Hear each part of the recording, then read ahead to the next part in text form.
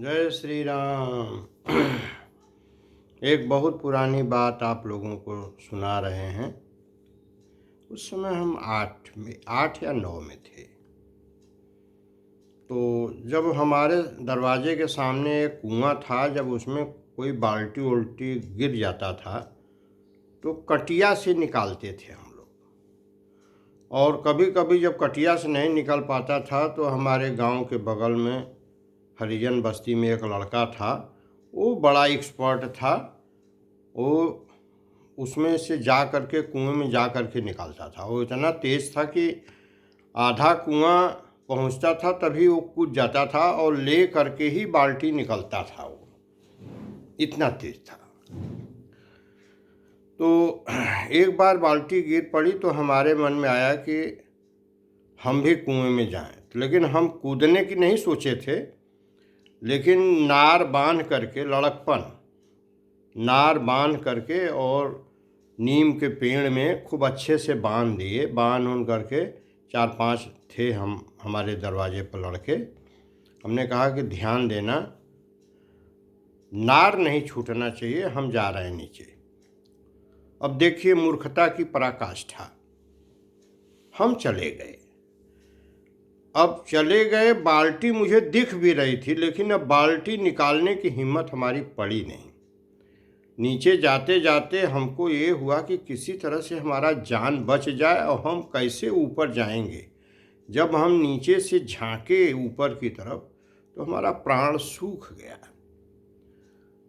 लेकिन अब समस्या ये थी कि हमारे पास हिम्मत के अलावा और कोई रास्ता नहीं था। यदि हम हिम्मत हार जाते तो फिर मुश्किल था। हमने बड़ी हिम्मत जुटाई और बाहर बड़ी भीड़ हो गई और ये पूरे गांव में हल्ला हो गया कि फलाने का लड़का कुआं में गिर गया। कोई कहा गिर गया, कोई कहा अंदर गए हैं, माने दुष्प्रचार हो गया। और हमारी माता जी बेहोश हो गई, हमारी दादी, हमारी बड़की माई, चाची, सब लोग। पूरा घर एकदम जैसे मातम छा गया। लोग नाउम्मीद हो गए।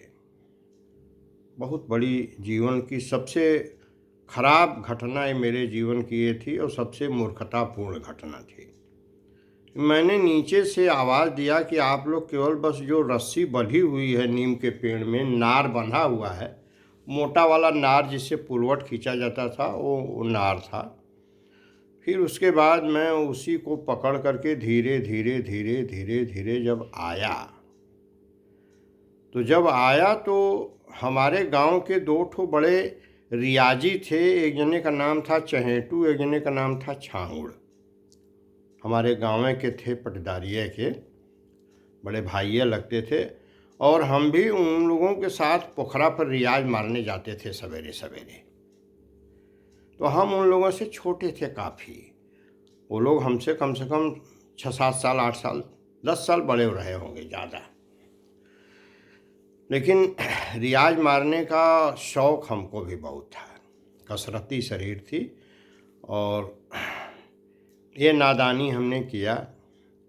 उसके बाद जब हम एकदम ऊपर धीरे धीरे रस्सी पकड़ करके और दोनों पैर दीवार से सटा करके जब हम किसी तरह से ऊपर आ गए तो लोग हमको लपके पकड़ने के लिए, तो हमने कहा कि नहीं, हमको छूइए मत। जब हम दाहिना पैर उठाए और उठा करके ऐसे किए तो वो लोग माने नहीं। एक पखुरा वो पकड़ करके हमको बाहर कर दिए। और उसके बाद हमारे पिताजी चूँकि बनारस में रहते थे, ये गांव की घटना थी, तो पिताजी से ये बात छिपा ली गई।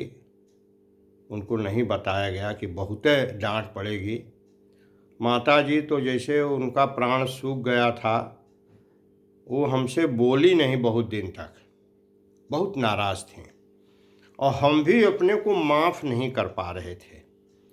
सच्चाई ये है कि आज भी जब हम उस घटना के विषय में सोचते हैं तो हम यही सोचते हैं कि अब क्या कहें इसको होनहार कहें कि अपनी मूर्खता की पराकाष्ठा कहें।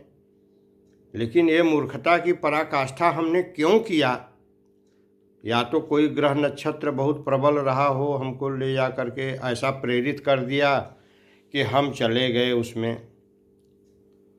तो ये घटना मैं सुनाना नहीं चाहता था, लेकिन मैंने इसलिए सुनाया कि कभी कभी आदमी जो है बहुत बड़ी बड़ी गलती कर जाता है, जिसका परिणाम बहुत भयानक हो सकता है। इसलिए ये सुनाए हैं कि आदमी को बहुत सोच समझ करके, बहुत चिंतन मनन करके कोई भी काम करना चाहिए, चाहे कोई भी एज हो। बुढ़े भी गलती करते हैं, जवान भी गलती करते हैं। लड़कपन तो भाई गलतियां, उसमें वाजे खाम नहीं रहता है, कोई ज्ञान नहीं रहता है कि हम क्या कर रहे हैं। लेकिन किसी भी उम्र का हम कैसे कह दें कि भरोसा है। आदमी बुढ़ौती में भी इतना गड़बड़ काम कर देता है कि समाज में निंदा हो जाती है। तो बहुत ही सोच समझ करके बड़े विवेक से चलना चाहिए जीवन में। विवेक से नहीं चलेगा तो फिर हंसी का भी पात्र बनेगा और अपना बहुमूल्य जो ये अवसर मिला है मनुष्य जन्म का, ये खो देगा। जय श्री राम।